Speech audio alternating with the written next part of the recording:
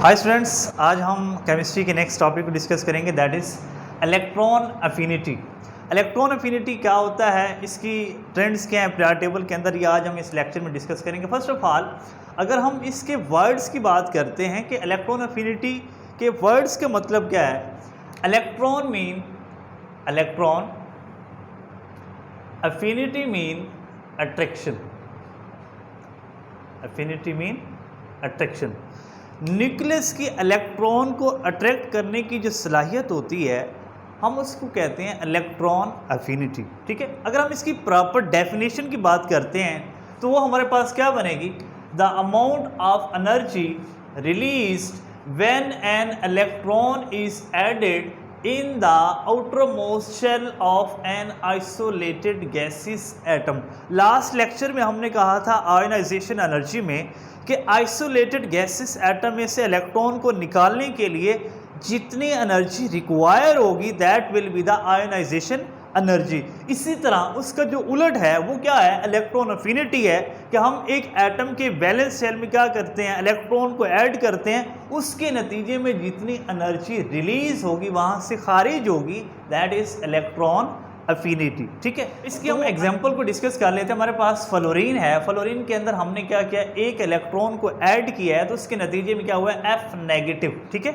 अब F negative जब हम इसको अंदर इलेक्ट्रॉन ऐड हो गया, अब इसके अंदर जो एनर्जी है डेल H एनर्जी चेंज, वो नेगेटिव में आया -328 किलो जूल पर मोल। मतलब कि इतनी एनर्जी फ्लोरीन में एक इलेक्ट्रॉन को दाखिल करने से क्या होती है, रिलीज होती है, खारिज होती है। अब जितना एटम की ताकत ज़्यादा होगी, न्यूक्लियस की ताकत ज़्यादा होगी, इलेक्ट्रॉन अफिनिटी उतनी ज़्यादा होगी, अट्रैक्शन उतनी ज़्यादा होगी। अगर हम इसके ट्रेंड्स की बात करते हैं तो पीरियड्स के अंदर जो हमारे पास left to right in periodic table electron affinity जो है वो इंक्रीज करती है, बढ़ती है।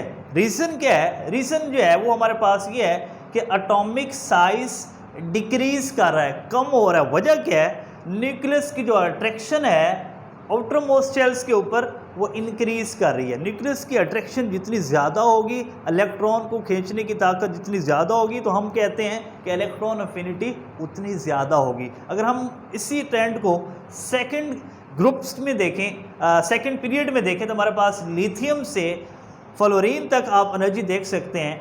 यहाँ पे -60 है, यहाँ पे -328 है। इसका मतलब ये है कि ये ज़्यादा है, ये कम है। तो यहाँ पे जो आपकी इलेक्ट्रॉन अफिनिटी है वो पीरियड्स के अंदर इंक्रीज करती है। अगर हम ग्रुप्स की बात करते हैं तो ग्रुप्स के अंदर हमारे पास जो इलेक्ट्रॉन अफिनिटी है वो डिक्रीज करती है। रीज़न क्या है, रीज़न उसके अंदर ये है कि एटम का जो साइज़ है वो इंक्रीज कर रहा है। जब हम टॉप टू बॉटम आते हैं तो एटम का साइज़ इंक्रीज कर रहा है। अगर फर्स्ट ग्रुप की बात करते हैं तो उसमें ऐसे इंक्रीज कर रहा है। ठीक है, एटम के साइज़ के इंक्रीज करने की वजह क्या है, एटॉमिक नंबर बढ़ रहा है, शेल्स बढ़ रहे हैं, जिसकी वजह से क्या है, शील्डिंग इफेक्ट इंक्रीज हो रहा है। शील्डिंग इफेक्ट क्या होता है कि आपके इनर इलेक्ट्रॉन्स की वजह से आउटर इलेक्ट्रॉन के ऊपर जो न्यूक्लियस की ताकत है वो शील्ड हो जाती है, स्क्रीन हो जाती है, कम हो जाती है, जिसको हम कहते हैं शील्डिंग इफेक्ट। तो वो शील्डिंग इफेक्ट जो है हमारा, वो top to bottom in groups क्या करता है, इंक्रीज कर रहा है। रिपल जब वो इंक्रीज करेगा तो आउटर मोस्ट शेल्स के ऊपर न्यूक्लियस की जो ताकत है वो हमारे पास कम हो जाएगी।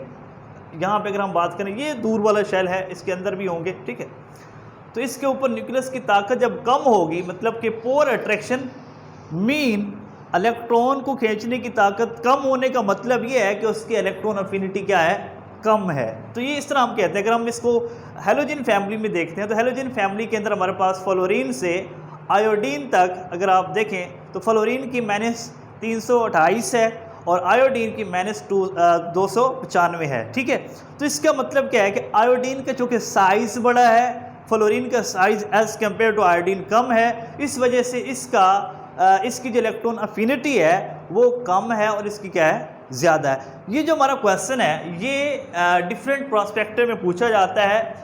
ये इलेक्ट्रॉन अफिनिटी की definition very important short question है। ठीक है, और इसका जो ट्रेंड है वो भी शॉर्ट क्वेश्चन में पूछा जा सकता है। और ओवरऑल ये जो क्वेश्चन है ये लॉन्ग क्वेश्चन के तौर पे भी आपसे बोर्ड में और आपके जो टेस्ट सेशंस हैं उनके अंदर आपसे पूछा जा सकता है। इसके रिलेटेड अगर आपका कोई भी क्वेश्चन है तो वो आप कमेंट बॉक्स में पूछ सकते हैं। Thank you.